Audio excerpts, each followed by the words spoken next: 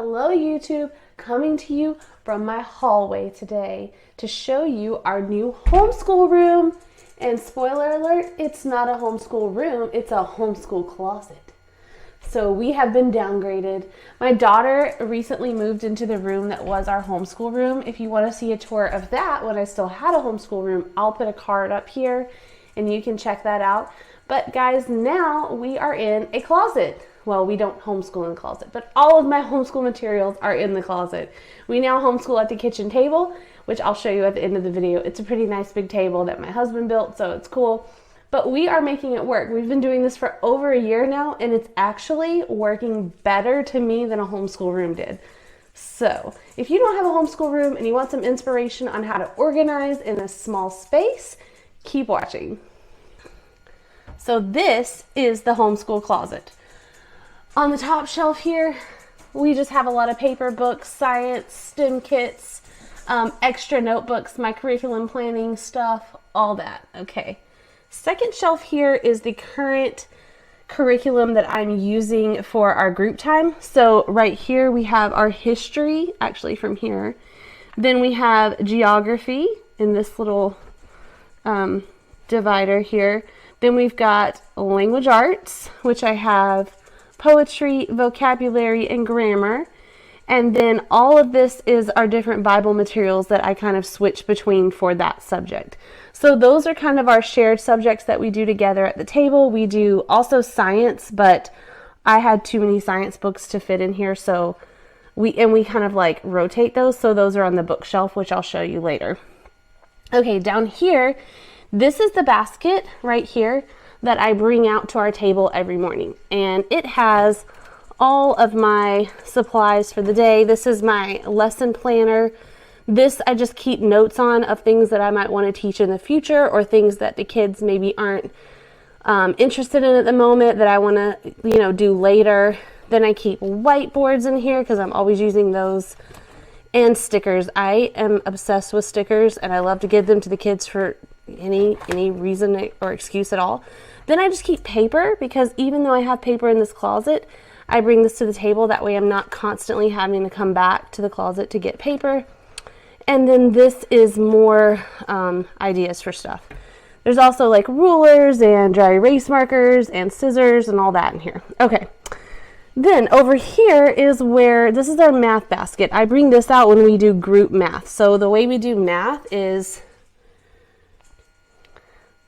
we have like a group math where I teach kind of some different like math topics, and then the kids also do individual math, which they have those in their bins, which I will show you.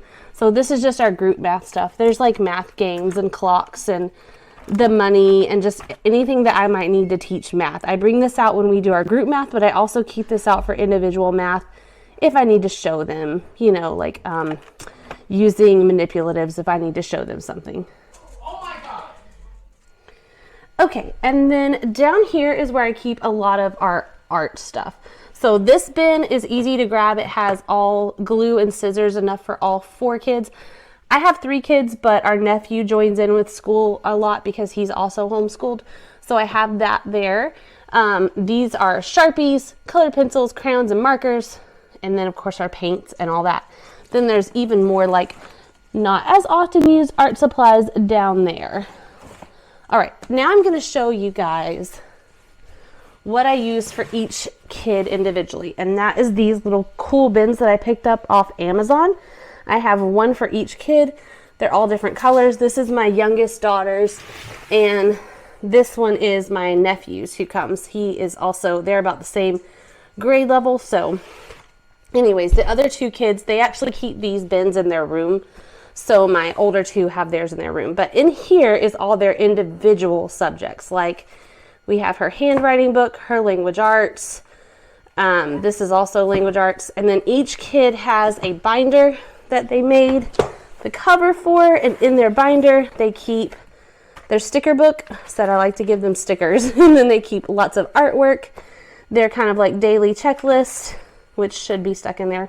And then like whatever papers they do, they keep in these different folders for each subject. So like she has, this is her science. So she has a lot of like science worksheets and stuff in there.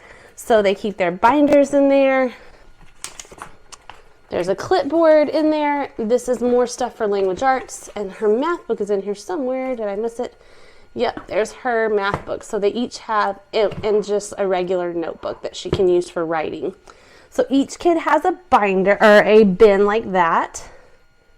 And then I wanted to show you in my son's room, but each kid also has books that they're currently reading and working on in their room. So that would be like their personal books that each kid has.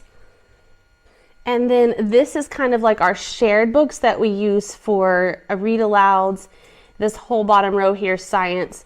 Up here on the top is stuff that we're currently using for science. We're using geology right now. And then the middle row is more like for my younger two. And the top row in the back has extra chapter books that the kids don't have in their room that we use for read alouds.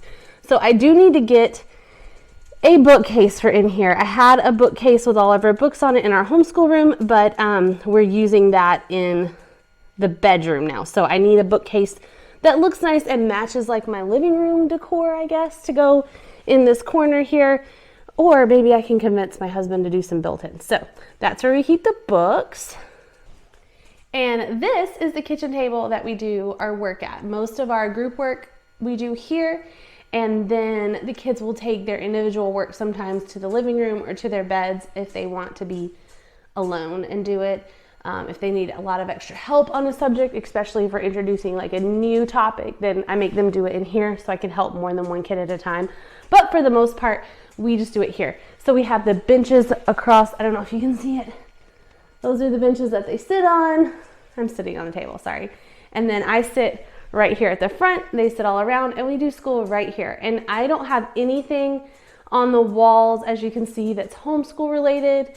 Everything is kept up and kind of out of sight when we're not doing school, because that's just what I prefer. It's a little less cluttered and I like to be able to put the school stuff away, but it's very accessible to everybody if they want to use it. They're always going in the homeschool closet and getting out stuff and getting out art and getting out science stuff. So it's accessible all day, but it's not out and about. So this also is like an eat-in kitchen. This is not, we don't have a dining room, so that's why I didn't really want to put like posters on the wall and stuff like that. I do keep right here next to my fridge, I keep a big whiteboard, and then on top of the fridge, I keep an easel. So I just set the whiteboard and the easel up on this table. And then I also keep my maps and things that are like bigger posters that I might need on top of the fridge. And I just pull them out when we want to use them, and I put them on this big table. And that is how we do school without a homeschool room. So I hope you guys maybe found some fun tips, and we will see you next time. Bye.